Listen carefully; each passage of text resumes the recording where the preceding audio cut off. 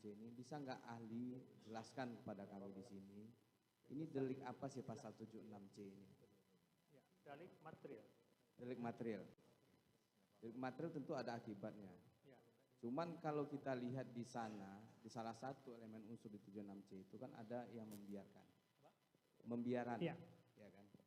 Nah, apakah ini delik 76C ini juga bisa kita katakan termasuk delik omisi di sana? Sebagaimana ahli? Memposisikan dari suatu akibat yang ditimbulkan dari perbuatan. Delik komisi yang bisa dihubungkan dengan turut serta dari akibat tindak pidana yang dilakukan tersebut. Tentu bagaimana kronologis yang dilakukan oleh seseorang atau akibat yang ditimbulkan oleh seseorang, tentu kita melihat dari suatu akibat.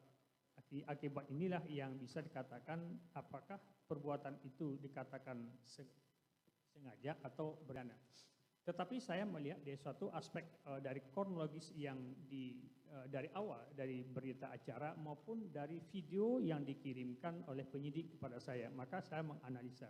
Saya bukan saksi, tetapi adalah ahli. Dalam konteks ini adalah ahli itu bisa menyimpulkan, tetapi kalau saksi itu tidak boleh menyimpulkan suatu peristiwa yang dia dengar, ia lihat, dan ia alami.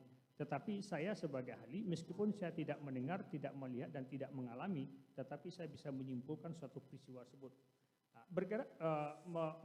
Berakibat dari suatu akibat yang ditimbulkan, atau yang saya lihat dari video yang dikirimkan, itu sudah ada akibat yang timbulkan tersebut. Itulah delik material tadi. Ya. Yang ingin saya tanyakan ahli, 76C ini kan bentuknya alternatif ini. Melakukan pemukulan, membiarkan. Nah,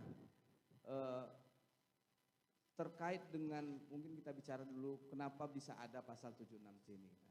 Ini bisa nggak ahli sampaikan kami, ada nggak latar belakangnya kenapa ini kan cukup berbeda dengan pasal 351 yang ada di KUHP. Lex spesialis derogat lex generalis. Di dalam Undang-Undang Nomor 23 Tahun 2002 yang sudah dirubah menjadi 35 Tahun 2014 tentang pelindungan anak. Tadi saya sebutkan dalam pasal 531 itu adalah umum, tapi pasal 776C ini adalah khusus, korbannya adalah anak-anak dan pelakunya adalah orang dewasa. Maka yang diperuntukkan dalam pasal 76C itu adalah pelaku, ya, korbannya itu adalah anak-anak. Ya, artinya patut diduga tadi saya sebutkan bahwa bisa menghalangi dan bisa menghalangi supaya seseorang tidak berbuat. Tetapi perbuatan itu terjadi karena tidak dihalangi, maka membahayakan tidak bagi kepentingan yang melihat atau bagi orang yang ada di situ. Sejauh tidak menghalangi, sejauh tidak membahayakan bagi kepentingan orang, dia harus menghalangi atau menghambat supaya satu peristiwa pidana itu tidak. Tetapi saya lihat di dalam video itu, seseorang yang memvideokan, saya tidak tahu orangnya, dengan suatu perbuatan, ada suara-suara yang membiarkan suatu perbuatan itu dan tidak ada hambatan atau halangi disebut dalam pasal 776C tersebut. Pembiaran. Oke ahli. Nah, bahasa ahli tadi ada satu yang menarik itu sejauh tidak membahayakan.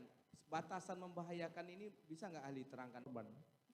Suatu tawuran di daerah Matraman. Ada yang bawa parang, ada yang bawa golok. Dan polisi ada di situ. Polisi tidak pakai senjata.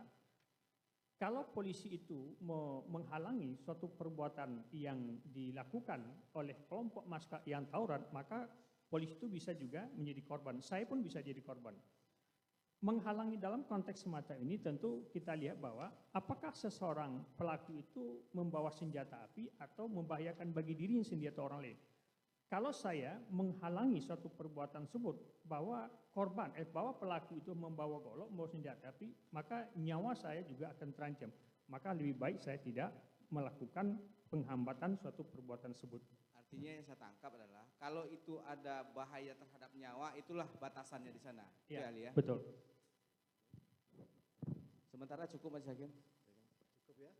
Silakan dari tim penasihat hukum Mario.